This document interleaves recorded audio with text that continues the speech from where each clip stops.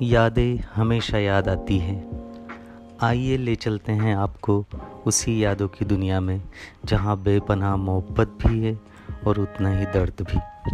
आज से तकरीबन 8 साल पहले की बात है। मैं छुट्टियाँ बिताने पहाड़ों की ट्रिप पर निकला था। मैं रोज़ सुबह होटल से निकलकर अलग अलग डायरेक्शन की बस में बैठ घूमने निकल जाता। वो खूबसूरत पहाड़, वो बस का घाटियों से नीचे उतरना और फिर घाटियों पर चढ़ना एक अद्भुत एहसास कराता। सच में इतने सुंदर खूबसूरत नज़ारे मैंने कभी नहीं देखे थे। रोज़ाना की तरह उस दिन भी मैं बस में बैठा और निकल पड़ा। कुछ किलोमीटर के बाद बस रुकी। मैंने खिड़की से निगाह हटाकर दरवाजे की तरफ देखा और मैं देखते ही रह गया। वो कोई अप्सरा थी या कोई और पता नहीं। ब्लू जीन्स पहने हुए वो बस के अंदर आकर खड़ी हुई। मैं बस उसे ही देखे जा रहा था। उसके कंधे पर एक बैग था, एक हाथ में मोबाइल और दूसरे हाथ से उसने अपनी लट को बाल के पीछे करते हुए उन खूबसूरत आंखों से खाली सीट को ढूंढना शुरू किया। मैंने तुरंत अपना छोटा सा बैग पास की सीट से उठाकर अपनी गोद में रख लिया। उसकी खूबसूरत निगाहें ये सब देख रही थी। वो आगे बढ़ी और मेरे पास वाली सीट पर बैठ गई। उसकी खुशबू मैं आज भी महसूस कर सकता हूँ। उसकी खूबसूरती के आगे ये सारे नज़ारे फीके लग रहे थे। मेरे शरीर में एक अजीब सा कंपन था। धड़कनें काफ़ी तेज और सांसें मानो चल ही ना रही हो। कैसे 20 मिनट निकल गए मुझे पता ही नहीं चला। बस रुकी, वो उतरने लगी। मुझे कुछ समझ नहीं आया और मैं भी उसके पीछे पीछे उतर गया। सामने देखा तो एक गवर्नमेंट यूनिवर्सिटी थी। वो सीधी अंदर चली गई और मैं बाहर एक ओटले पर बैठकर उसके आने का इंतज़ार करने लगा। मैं बस उसके ख्यालों में खोया और सपने देखने लगा। लगभग 5 बजे मैंने उसे बाहर आते देखा। अचानक एक अलग सा एहसास होने लगा, जैसे किसी एग्ज़ाम का रिज़ल्ट आया और मैं पास हो गया या फिर मुझे कोई लॉटरी लग गई। मैं बयां नहीं कर सकता, पर उस एहसास को सुकून कहना सही होगा। मैं उसे देख रहा था। वो बस की तरफ जाने लगी। कुछ पल में ही वो बस में बैठकर आंखों से ओझल हो गई। कुछ पल बाद मैं अपने सपनों की दुनिया से निकलकर वास्तविक दुनिया में आ गया। थोड़ा पानी पिया और कुछ दूर खड़े एक आदमी के पास जाकर पूछने लगा, सर, ये अगली बस किस टाइम पर है? उसका जवाब किसी को भी परेशान कर सकता था। उसने कहा, जी अगली बस तो कल सुबह है। फिर मैंने पूछा कि यहाँ कोई होटल या रुकने की व्यवस्था है? उसका जवाब था, नहीं। मुझे परेशान देख उसने कहा, आप रोड पर इंतज़ार करो, अगर किस्मत अच्छी रही तो कोई गाड़ी वाला मिल जाएगा। मैं हैरान परेशान इधर उधर घूमने लगा और जो भी मिला उससे यही सवाल करता और जवाब ना में मिलता। मैं फिर वहीं बैठ गया जहाँ सुबह से बैठा था। कुछ देर बाद अंधेरा होने लगा और उसी के साथ मेरे डर में भी इजाफा होने लगा। थोड़ी देर बाद ठंड ने भी अपना असर दिखाना शुरू कर दिया। मैं खुद को मूर्ख बोलकर गालियाँ देने लगा।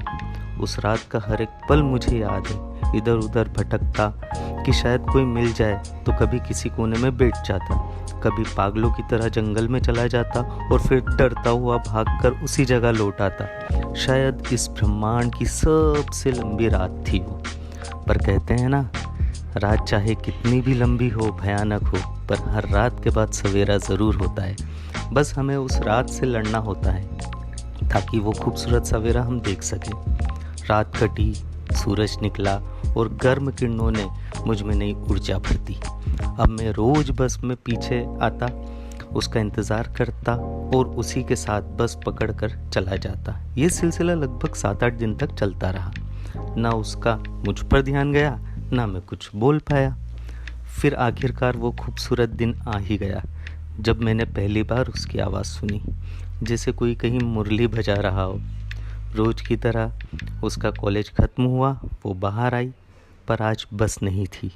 उसने कंडक्टर को कॉल किया तो पता चला कि कुछ खराबी आने के कारण आज बस देर से पहुंचेगी। अचानक उसने मुझसे पूछा कि क्या तुम इसी कॉलेज में पढ़ते हो? मैंने हिचकिचाते हुए कहा, नहीं, पर पढ़ना चाहता हूँ। वो बोली कि जब तुम यहाँ नहीं पढ़ते तो क्यों आते हो?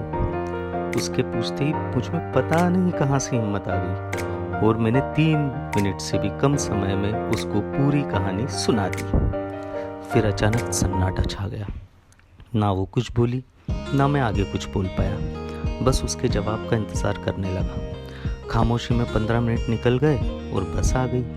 अगले दिन ठीक उसी समय बस का इंतज़ार करते हुए उसका जवाब आया। उसने कहा, तुम पागल वागल तो नहीं हो? मैंने तुरंत कहा, नहीं, आप चाहो तो मेडिकल टेस्ट करवा लो मेरा। वो हंसने लगी। फिर मैंने उसका नाम पूछा। उसने कहा, बेला। और तुम्हारा? मैंने कहा, सिड। बस में चढ़ते वक्त उसने मुझसे मेरा नंबर मांगा और कहा, बाकी की बात फ़ोन पर करते हैं। फिर बातों का सिलसिला शुरू हो गया और धीरे धीरे बातें बढ़ती गई। मैं मेरे होम टाउन आ गया। हम घंटों बात करते। मैं हर 15 दिन में उससे मिलने जाता। ये सिलसिला करीब 1 साल तक ऐसे ही चलता रहा। मुझे सब पता होता था कि आज उसने क्या खाया, क्या पहना, कब सोई, कब उठी, सब कुछ। और उसे भी सब कुछ पता होता था, शायद मुझसे भी ज़्यादा। मैं प्यार में था, खुश था और बस उसके साथ एक खूबसूरत ज़िंदगी बिताने के सपने देखता रहता था। मगर जिस तरह एक लंबी रात के बाद सवेरा होता है, उसी तरह हर सवेरे के बाद एक रात आती है। मुझे महसूस होने लगा कि उसने धीरे धीरे मुझसे बातें करना कम कर दिया है। मैं पूछता तो कहती कि तबीयत ख़राब है, तो कभी मेहमान आए हैं, कभी कहती मम्मी के पास में है। बस कोई ना कोई बहाना। एक दिन हमारा झगड़ा हो गया। अगले दिन ना मैंने उसे कॉल किया, ना उसका कॉल आया। वो दिन मेरा ऐसा बीता जैसे किसी ड्रग एडिक्ट को पूरे दिन ड्रग ना मिली हो। मैं पूरी रात नहीं सो पाया और खुद को कोसता रहा। अगले दिन जब मैंने कॉल किया तो उसने उठाया नहीं। ऐसे ही 5 दिन बीत गए। पता नहीं मैंने कितने कॉल किए और दिल से कितनी आवाज़ें दी, पर हर आवाज़ अनसुनी मेरे पास लौट आई। मैंने मैसेज किया कि मैं आ रहा हूँ।